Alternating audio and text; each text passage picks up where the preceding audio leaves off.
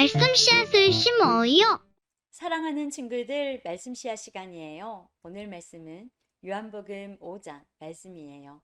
다 함께 말씀 씨앗 심을게요. 요한복음 5장.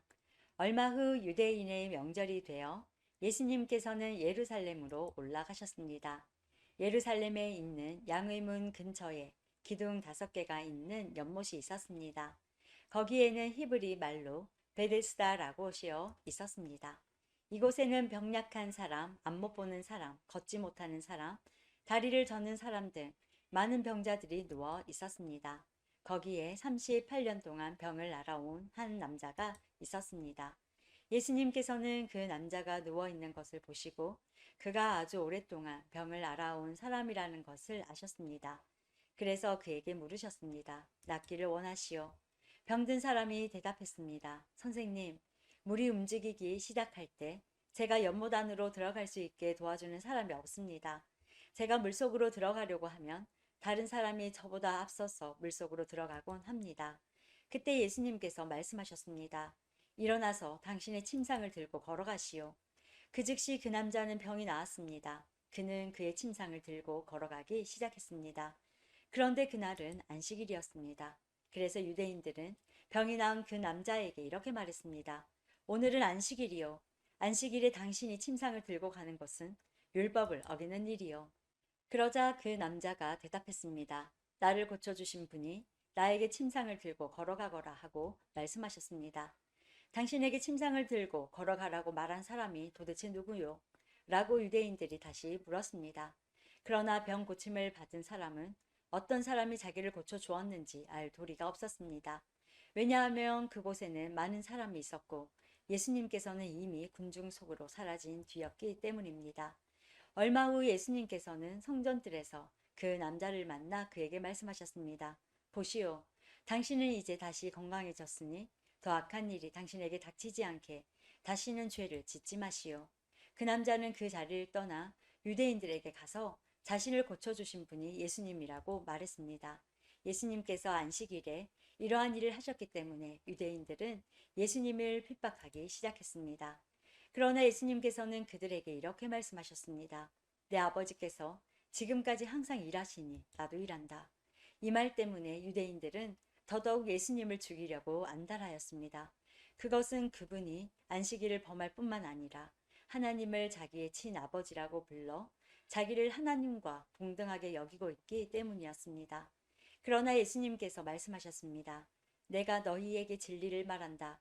아들은 어느 것 하나도 혼자서 할 수 없다.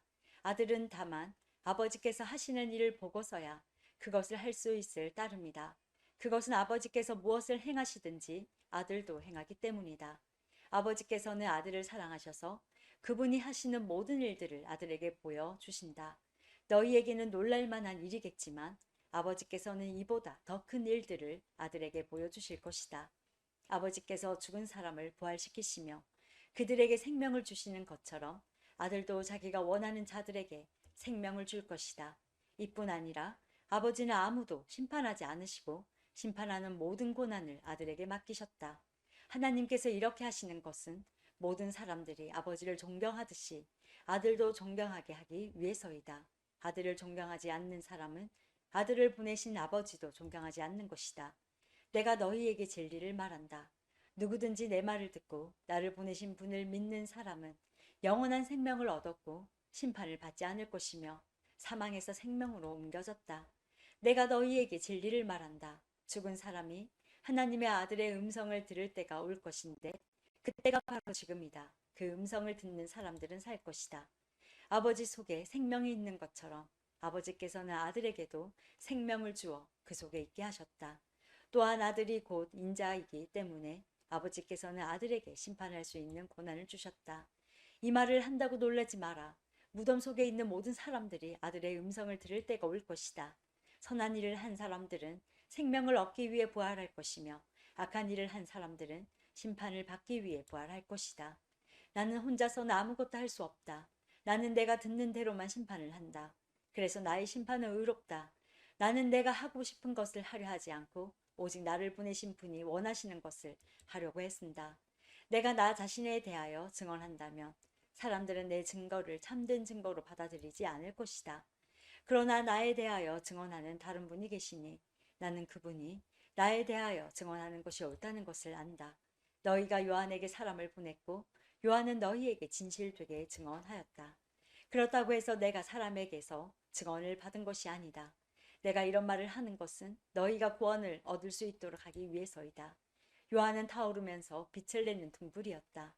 너희는 잠시 요한의 빛 가운데서 기뻐하기를 원했으나 내겐 요한의 증언보다 더 큰 증언이 있다. 아버지께서 나에게 하라고 주셨고 지금 내가 행하고 있는 일들이 아버지께서 나를 보내신 것을 증언한다. 나를 보내신 아버지께서 친히 나를 증언해 주셨다. 너희는 지금까지 그분의 음성을 듣지도 않았고 그분의 모습을 보지도 않았다. 또한 너희는 아버지께서 보내신 사람을 믿지 않기 때문에 하나님의 말씀이 너희 속에 머물러 있지도 않는다. 너희는 성경에서 영생을 얻을 수 있다고 생각하여 성경을 부지런히 연구하고 있는데 바로 그 성경이 나를 증언하는 것이다. 하지만 너희는 영생을 얻기 위해 나에게 오는 것을 거절하였다. 내가 사람에게서 영광을 받으려는 것이 아니다. 나는 너희가 어떤 사람인지를 안다. 너희에게는 하나님을 사랑하는 마음이 없다. 나는 나의 아버지로부터 받은 권세를 가지고 왔으나 너희는 나를 받아들이지 않는다. 그러나 다른 사람이 자기의 권세를 가지고 온다면 너희는 그를 받아들일 것이다. 너희는 너희끼리 영광 받는 것을 좋아하면서도 하나님께로부터 오는 영광을 얻는 일에는 힘을 쓰지 않으니 너희가 어떻게 나를 믿을 수 있겠느냐? 내가 아버지 앞에서 너희를 고소할 것이라고 생각하지 마라. 너희를 고소하는 사람은 바로 너희가 소망을 두고 있는 모세이다. 너희가 모세를 믿었다면 나를 믿었을 것이다. 왜냐하면 모세가 기록한 것이 나에 관한 것이기 때문이다. 너희가 모세의 글을 믿지 않는데 내가 말하는 것을 어떻게 믿을 수 있겠느냐? 오늘도 말씀 씨앗 모두 잘 심었어요. 우리 내일 또 만나요.